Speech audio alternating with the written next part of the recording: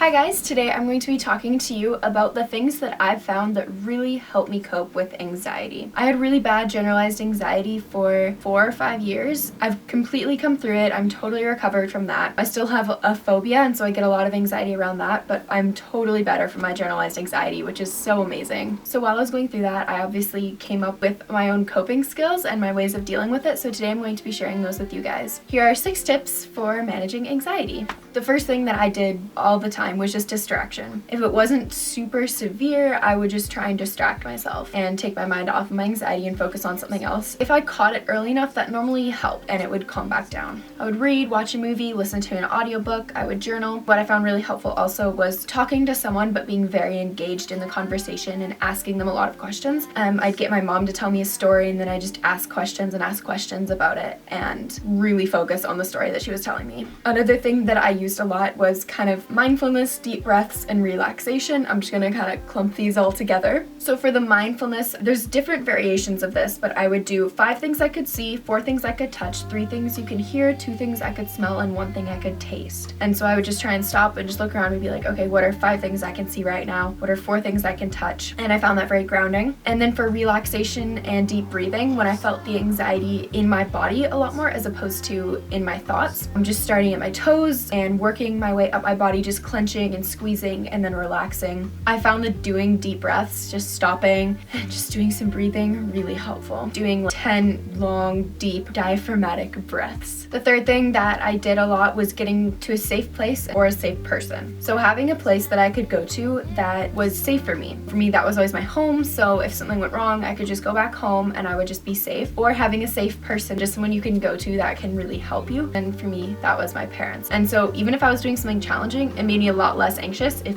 say, my mom was with me. And with that safe person, if you know that you can always call them, so they'll always be available for you if you need something, even the security in knowing you have that will make you feel a bit better, knowing that you can get help and you do have an option for help available. The fourth thing I did was plan ahead, predicting potential triggers and then what I could do in response to them. An example of that was we met with my school counselor at the beginning of the year. They're like, and we said, I have bad anxiety. What plans can we put in place if something happens? For the rest of that year, whenever I had a panic attack, I could just go and sit in her office and have that retreat away from other people. And part of planning ahead was just having like a backup and an emergency plan. In case something did go wrong, what would I do? And again, just having that security, it just feels better knowing that you're not stuck in the situation and that you have options. The fifth thing I did, when